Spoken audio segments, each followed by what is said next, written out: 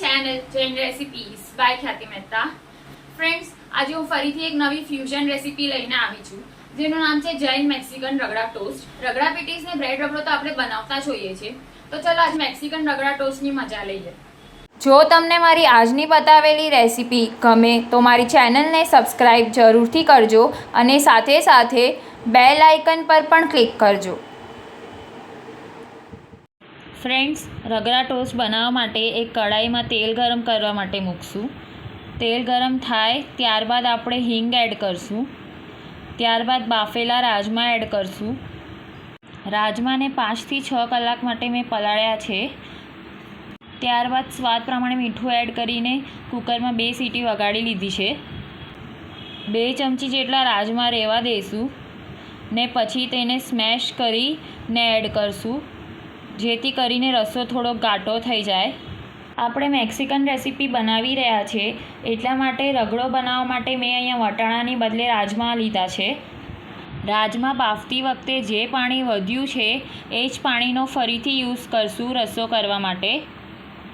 આવી રીતે જે પણ કઠોળ આપણે બનાવીએ તેમાં જો રસો કરવો હોય તો 2 ચમચી જેટલા કઠોળને સ્મેશ કરીને એડ કરો, જેથી કરીને રસો એકદમ ઘાટો બનશે, સાથે સાથે ટેસ્ટી પણ બનશે. માટે આ સ્ટેપ સ્કીપ નહીં કરવાનું. હવે આપણે તેમાં મેક્સિકન મસાલો, હળદર, ચીલી ફ્લેક્સ, ઓરિગેનો અને મિક્સ હર્બ્સ એડ કરશું. પ્રોપરલી બધું મિક્સ કરી લઈશું. હવે આપણે કઢાઈને લીડથી કવર કરી દઈશું 2 થી 3 મિનિટ માટે, જેથી કરીને મસાલો રાજમા સાથે ભળી જાય.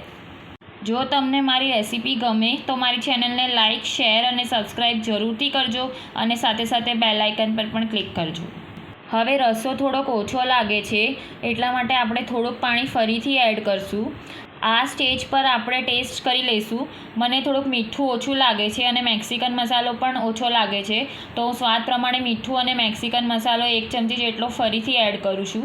બધું પ્રોપરલી મિક્સ કરી લઈશું ને ફરીથી લીડથી કવર કરી દઈશું કઢાઈને ને 1-2 મિનિટ માટે બોઇલ થવા દઈશું. આપણે ચેક કરી લઈએ. રગડો આપણો એકદમ પ્રોપરલી કૂક થઈ ગયો છે અને બધા જ મસાલા પ્રોપરલી ભળી ગયા છે. એની કન્સિસ્ટન્સી તમે જોઈ શકો છો. આવી મીડિયમ થીક કન્સિસ્ટન્સી રાખવાની છે. તો આપણો રગડો રેડી છે. હવે આપણે મેક્સિકન સાલ્સા બનાવી લઈશું.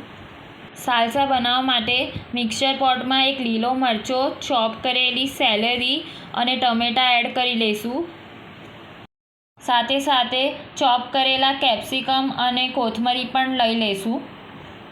મેક્સિકન સાલ્સા પ્રિપેર કરવા માટે સેલેરી એક ઇમ્પોર્ટન્ટ ઇન્ગ્રીડિયન્ટ છે, તેને જરૂરથી લેજો, સ્કીપ નહીં કરતા.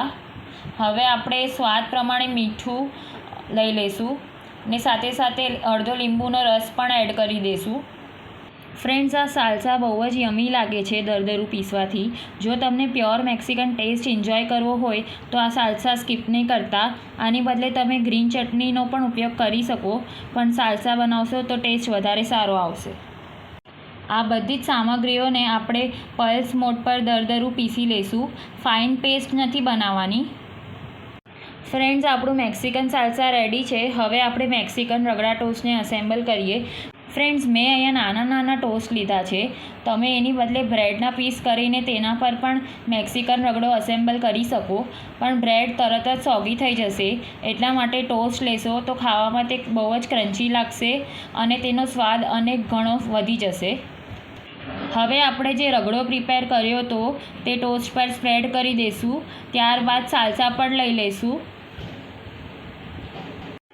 ત્યારબાદ ટમેટો સોસ લઈ લઈશું, જેનાથી ટેસ્ટ ટેંગી આવે ને જે મીઠી ચટણીની કમી પણ પૂરી કરી દેશે. ગુજરાતીઓ તો તીખી મીઠી ચટણીનો જ ઉપયોગ કરતા હોય છે, એટલા માટે મેં અહીંયા પ્યોર મેક્સિકન ટેસ્ટ માટે સાલ્સા અને ટમેટો સોસનો યુઝ કર્યો છે. ત્યારબાદ આપણે સેવ લઈ લઈશું.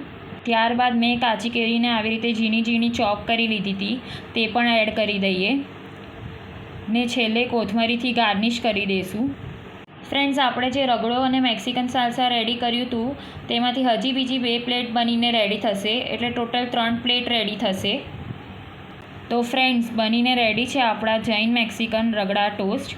તમે જોઈ શકો છો આ કેટલા ટેસ્ટી અને યમ્મી છે. તમે આ રેસીપી ચોક્કસથી ટ્રાય કરજો. Thank you so much for watching my video.